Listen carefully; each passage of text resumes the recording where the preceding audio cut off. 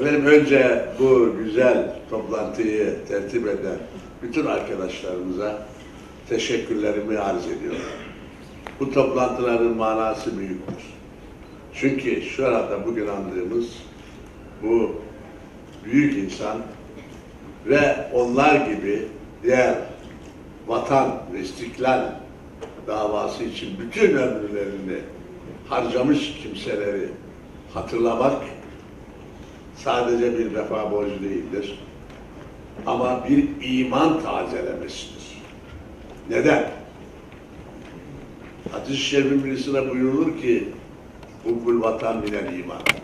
Vatan sevgisi imandandır. Şimdi benim doğum yerim ve yaşım icabı iki safayı birisini dinleyerek öbüründe yaşayarak yakinen biliyorum. Birisi Türk dünyasının Osmanlı dahil karanlık asrında yaşanmış olanların son nesline ben yetiştim. Rahmetli babam ve diğerleri ve arkadaşları. Yani 19. asır yine kardeşimiz, büyük bir tarihçimizin söylediği gibi sadece Osmanlı'nın değil, Türk dünyasının karanlık asrı olmuştur.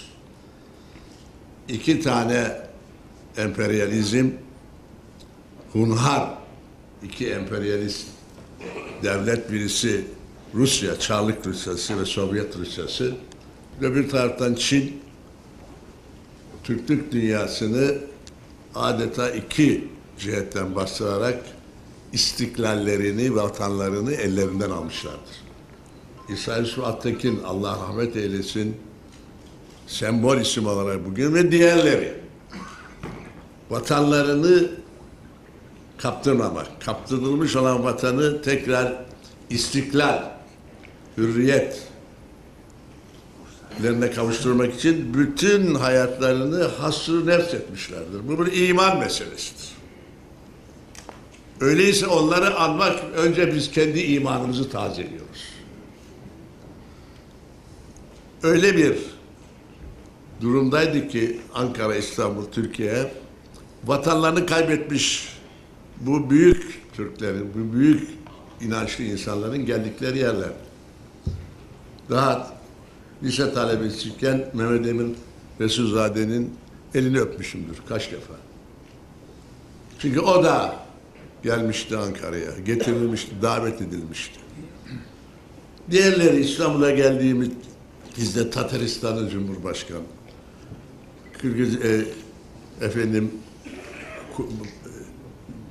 Zeki Veli Togan, hemen Tataristan'ın yanında, sonra onun köyüne kadar gitmek bana nasip oldu. Başkurdistan. Bunlar Ankara ve İstanbul'da bulunuyorlardı. Bunlar abide şahsiyetlerdi. Zamanlar geçtikçe şimdi daha iyi anlıyorum, aşağıda sohbet ediyorduk aziz kardeşimle. Sanki İsa Yusuf Tekin o kadar canlı geliyor ki bize. Şuradan çıksak, Kapalı Çarşı'yı geçsek ve oradaki handa, bizim handaydı önce bu şeyleri, büroları oraya tutmuşlardı rahmetli. Orada bir yerde rastlayacağız. Yahut Ergün Gözen'in yazıhanesine rastlayacağız. Orada Metretepe'de gülecek, sarılacak bütün sıcaklığıyla. Neden? Bizlerin, onları tanıyanların şahsımızda o kadar etki bırakmışlardı ki, o kadar samimi, o kadar içten, o kadar çünkü hakiki diyorlar, gerçek diyorlar. Çünkü gerçek olmayan uydurma, gösterişe bağlı şeyler çoğaldı. Tavırlar ve insanlar. Gerçek insanlar, gerçek vatanperverler, abide şahsiyetler. Biz o abide şahsiyetler Türkiye'nin şeyinde okuduk, yaşadık, hatta gördük yaşımız icabı. Yani Mustafa Kemal Atatürk, İstiklal ve Vatan davasında yıkılan bir ülkeyi bütün şeyinden kaldıran bir insan. Onun silah arkadaşları Sevci Çakmak, İsmet İnönü, Kazım Karabekir. Kazım Karabekir'in hem ölümünü hatırlıyorum, arkasına düştük mezarlığa kadar tabutunun, hem de evde burada İstanbul'da ailesini falan ziyaret ettik. Bunlar bize çok canlı. Ve bugün sanki onları yaşıyoruz. Onun için onları anmak, onların ruhlarını haberdar etmek elbette güzel bir şey. Fakat biz de bu tip toplantılarla imanımızı tazeliyoruz, inancımızı tazeliyoruz, Türklüğümüzü tazeliyoruz. Türk dünyası davasının içerisinde neler yapmak durumunda olduğumuzu anlıyoruz. Tabiatıyla şahsiyetler aynı davada, vatan davasında farklılıklar var. Bu saydığım isimler Mehmet Emin Mesuzade'den, Ebu'l-Fazıl Elçi Bey, bunlar daha çok yeni. Mustafa Abdülcemil Kırımoğlu, bunlarla beraber olduk. Hala hayatta, Allah uzun ömürler versin. İsa Yusuf Bey çok daha coğrafi olarak uzak bir yerden, fakat çok canlı olarak davasını bir söz söyledi bir arkadaşımız, bir hanım arkadaşımız zannediyorum. Son nefesine kadar. Son nefesine kadar bir davanın müdafii olmak, kendini bu davaya vermek, her şeyden evvel dediğim gibi bir iman meselesi hiç şüphesiz. Ama bir şahsiyet meselesi. Bir şuur meselesi. Nerede rastlasanız mutlaka onu konuşurdunuz. İlk tanışmamız geldikleri hafta içerisinde oldu, Bristol Oteli'nde. Ben talebe cemiyeti başkanıydım herhalde o sıralarda. Biz onları karşıladık. Gelen muhacirler özellikle Sirkeci'deki istasyonun oradaki barakalarda diliyordu. Onlardan bir çocuk da vardı. Bu çocuk orada o gün. Evet, karşımda elini kaldırıyor. Doğu Türkistan'dan. Hüseyin Teyici'nin, değil mi efendim? Evet. Rahmetli Hüseyin Teyici'nin, yani İsa Yusuf Bey'in dava arkadaşının oğlu. Biz o sırada bir takım hediyeler götürdük. Tabii çocuklar olduğunu anlayınca oyuncaklar götürdüm. Ben biraz tüccar çocuğuydum. Param vardı. Öbürleri mevsim icabı meyveler falan aldılar. Sonra bunu bir televizyon programı yaptık hep beraber. Nasıl geldiler? Ve dediler ki İsa Yusuf Bey de otelde. Nerede? Bristol Oteli. Yani tepe başında. Yine birkaç arkadaşı aldık ve oraya gittik. Erkeğin yakışıklısı derler. Güzel denmez erkeklere. Mehip birisi. Ben bu mehip yüzü, nurlu yüzü diğerlerini de gördüm. Yani Zeki Veli'yi de gördüm. Parlak, nurlu bir insanlar. Kalbin, ruhun verdiği aydınlık yüzlerinde. Mehmet Emin Resulzade'de gördüm. Gerçekten öyleydi. Yüzüne baktığınız zaman içiniz açılıyordu. Diğerleri de öyle. Demek ki büyük davalar, hele vatan, millet, iman davası olunca insan ruhunu güzelleştiriyor, asilleştiriyor. O asil ruh yüze aksediyor. Kalbin aynası derler yüz için. Bizi karşıladı. Merdivenle çıkılıyor, kucakladı, uzun boylu, gerçekten meyip, gerçekten erkek yakışıklısı ve oturduk, güzel giyinmiş. O günden itibaren bize bu davayı anlatmıştır.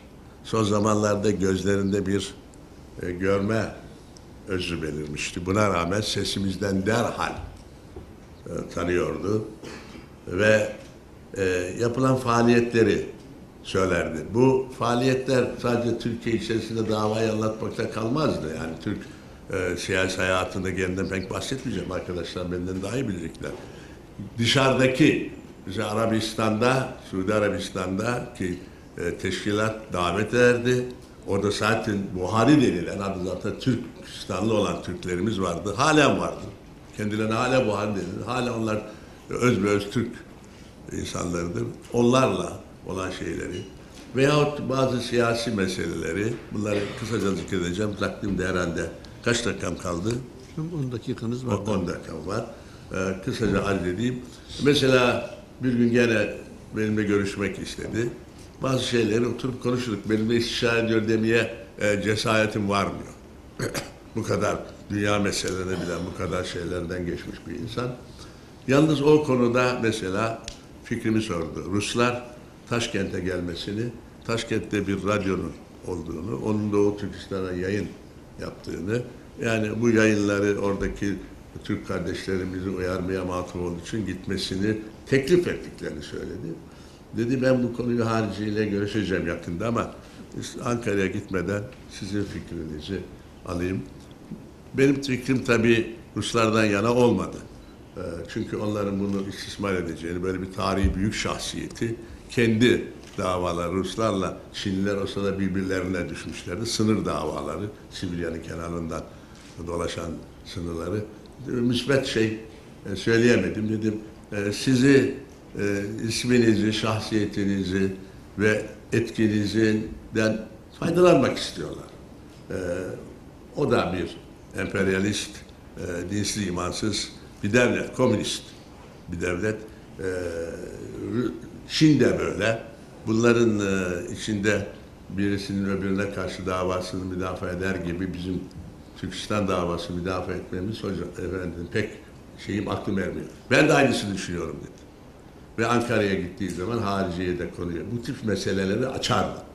İrtibatı çok rahattı Ankara'yla. Başbakanla, Süleyman Demirel'le. Orada bazı husus şeyler var. Onlara girmeye ne vakit var ne de lüzum var. Ve Koca Reis'le bizim partiden Saadettin Bilgiç Bey'le falan. Bu gibi meseleleri günlük, en taze yalnız Doğu Türkistan'a alakalı da meselelerle mutlaka konuşurduk. Onu tabii yapmadı. Bu abide şahsiyetler adeta 19. asrın o karanlığından vatanları kaybedip ondan sonra da tek hür bir vatan olan, kendi toprakları olan Türkiye'ye gelenler o günlerde aktif olarak kendi vatanlarının davalarını Türkiye'de dergiler çıkararak, dernekler kurarak, konferanslar vererek ve her fırsatta anlatarak söylerler. Peki bunun çok faydası.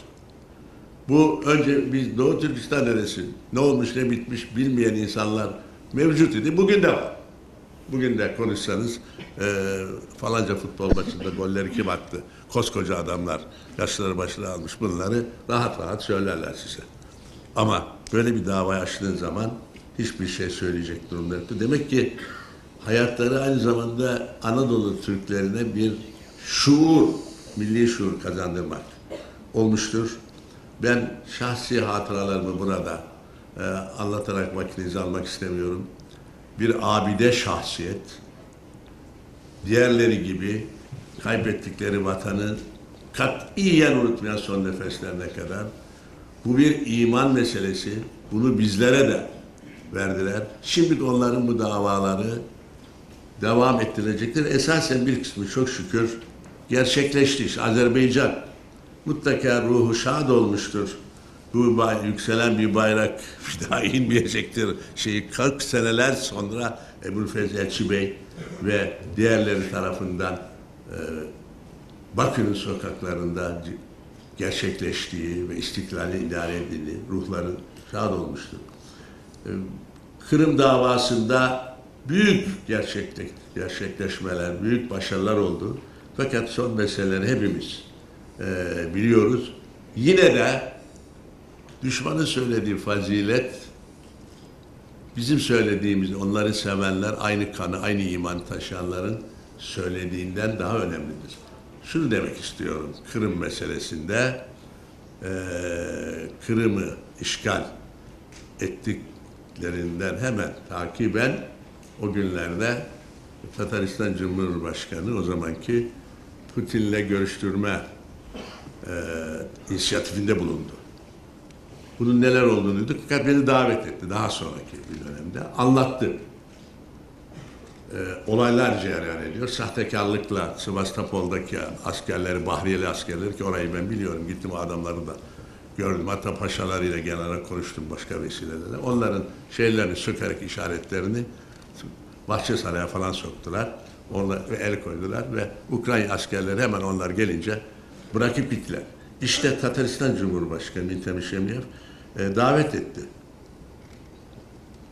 Bu büyük lideri ve orada kendi ofisinde Putin'i açtım diyor. Ve buradadır. Abdülcemil Kırmalı yanındadır. Şimdi konuşacak sizinle, ben de konuşacağım. Bunu bir şeye bağlayalım diye. Bunu bize anlatıyor kendisi beni davet ettiği zaman. Ben de yanımda bu işleri zapt edecek bir arkadaş götürdüm. Sonra bu yeni çıkmış olan bir kitapta fotoğraflarla falan neşrettik. Ve telefonları birbirine verdim.